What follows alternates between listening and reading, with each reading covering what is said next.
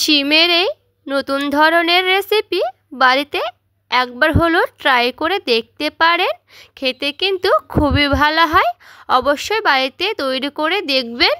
নমস্কার বন্ধুরা, অমৃতান্ডি কুকিং চ্যানেলে সবাইকে স্বাগত জানিয়ে আবারও হাজির হয়েছি। তো যে সকল বন্ধুরা ইউটিউব চ্যানেল থেকে দেখছেন তারা প্লিজ চ্যানেলটাকে সাবস্ক্রাইব করে আমার পাশে থাকবেন, আর যারা ফেসবুক থেকে দেখছেন তারা পেজটাকে ফলো করে রাখবেন। তো বন্ধুরা, আজকে আমি সিমের একটি নতুন ধরনের রেসিপি, তো স্কিপ না করে পুরো ভিডিওটা দেখবেন, আশা করছি খুবই ভালো লাগবে। তো চলুন দেখে নেওয়া যাক। এখানে আমি নিয়ে নিয়েছি সিম। তো সিমগুলোকে আমি ভালো মতো করে বেছে নেব। তো সিমের এই যে অংশটা নিয়ে এইরকম করে নিয়ে খুব ভালো মতো করে মুখটাকে একটু পরিষ্কার করে নেব, তাহলে কিন্তু সেদ্ধটা খুব ভালো হয়। কারণ এইগুলো থাকলে না সেদ্ধটা কিন্তু পুরোপুরিভাবে হয় না। তো এইভাবে কিন্তু দু সাইজটাকে একটু ভালো মতো করে পরিষ্কার করে নিতে হবে। আরও আমি আরেকটা করে দেখাচ্ছি।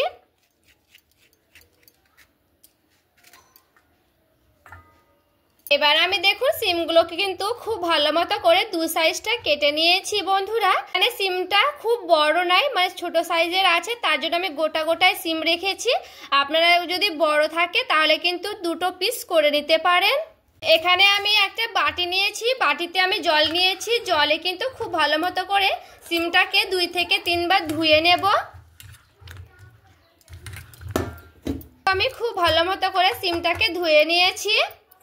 এখানে আমি একটা বড় সাইজের আলু নিয়েছি। এবার আমি আলুটাকে পিস পিস করে কেটে নেব। আপনারা যদি আলু না দিতে চান তাও কিন্তু হবে এই রেসিপিটা। তো আলু না হলে কিন্তু যে কোনো তরকারি একটু মজে না, তার জন্য কিন্তু আমি একটু আলুটা দিয়েছি। এবার দেখুন বন্ধুরা, আলুগুলোকেও আমি এভাবে খুব ভালো মতো করে কেটে নিয়েছি। এবার আলুগুলোকে আমি কিন্তু খুব ভালো মতো করে ধুয়ে নেব। কড়াই আমি দিয়ে দিচ্ছি পরিমাণ মতো তেল, আমি দিয়ে দিচ্ছি অল্প একটু কালো জিরে। এবার আমি সেই সিমগুলোকে হালকা করে ভেজে নেব। সিমগুলোকে খুব ভালো মতো করে ভেজে নেব।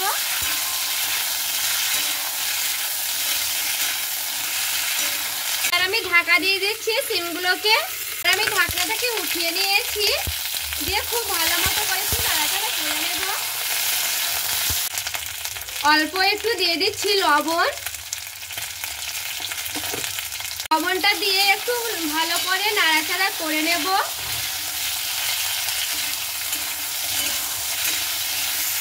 এবার দেখুন সিমের গায়ে কিন্তু অনেকটাই লালচে ভাব চলে এসেছে বন্ধুরা, মানে ভাজা হয়ে গেছে। এবার আমি নামিয়ে নেব সিমগুলোকে।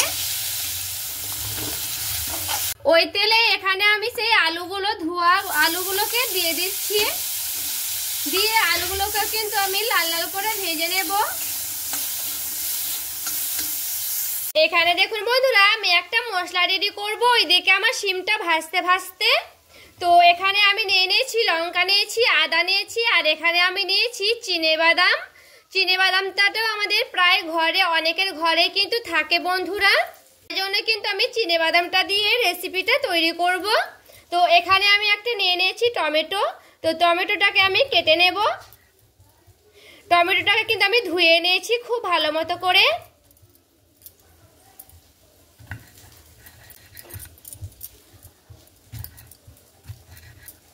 তো টমেটোটাকে দেখুন বন্ধুরা, আমার কিন্তু খুব ভালো মতো করে কেটে নিয়েছি। তো এখানে আমি একটা মিক্সিং বোল নিয়ে নিয়েছি। তো মিক্সিং বোলে কিন্তু আমি সবগুলোকে দিয়ে দেব।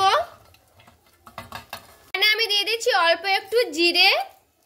আর আমি সেই টমেটোটাকেও কিন্তু দিয়ে দেব।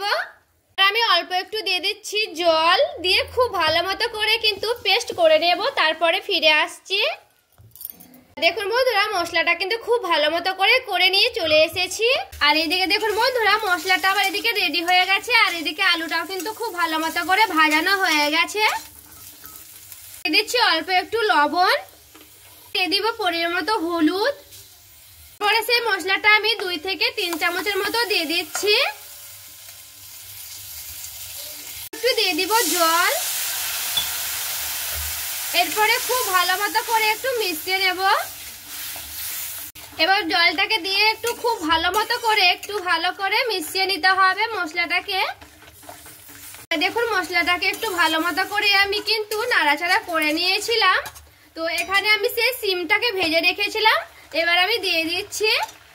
যেহেতু আমি কিন্তু আগে সিমটাকে লবণ দিয়ে ভেজেছিলাম বন্ধুরা, তার জন্য কিন্তু আমি অল্প করে লবণ দিয়েছি। মানে পরিমাণ মতো কিন্তু লবণটা নিজেদের পছন্দ মতো দিয়ে দিতে হবে। এবার সিমটাকে দিয়ে আলুটাকে দিয়ে খুব ভালো মতো করে একটু নাড়াচাড়া করে নেব। ঢাকা দিয়ে দিয়ে একটু ভালো করে কষে নেব। এবার আমি ঢাকনাটা উঠিয়ে এবার নাড়াচাড়া করে নেব আবারও।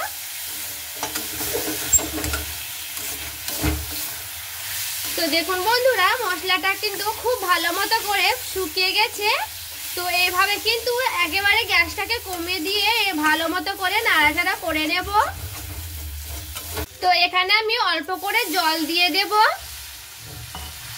জলটাকে দিয়ে একটু ভালো মতো করে নাড়াচাড়া করে নেব।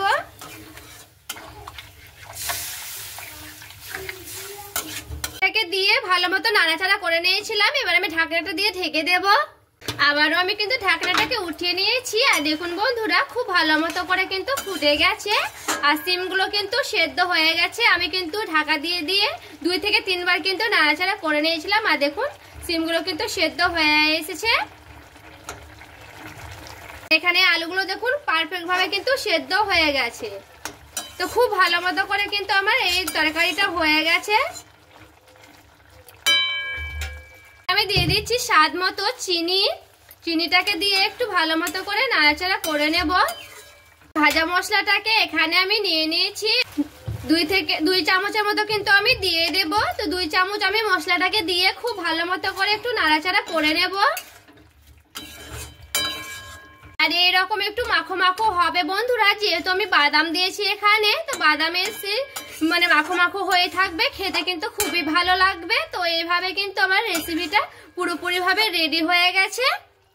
আর দেখুন বন্ধুরা সিম আলুর এই রেসিপিটি কেমন লেগেছে। আর এইভাবে কিন্তু একবার হলেও তৈরি করে দেখতে পারেন, খেতে কিন্তু খুবই ভালো হয়।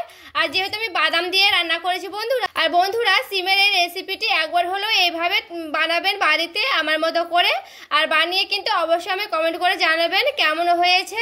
দেখুন কত সুন্দর কিন্তু সিমগুলো পারফেক্ট ভাবে সেদ্ধ হয়ে গেছে। আর এইভাবে কিন্তু গোটা গোটাই থাকবে বন্ধুরা, তাহলে কিন্তু খেতে খুবই ভালো হবে। আর আপনারা চাইলে কিন্তু আধখান করে ভেঙে দিতেও পারেন।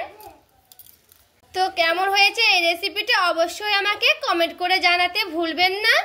ভালো লেগে থাকলে প্লিজ একটু লাইক করবেন আর চ্যানেলটাকে সাবস্ক্রাইব করে আমার পাশেই থেকে যাবেন। সবাই ভালো থাকবেন, সুস্থ থাকবেন। দেখা হচ্ছে আরও একটি রেসিপির সঙ্গে।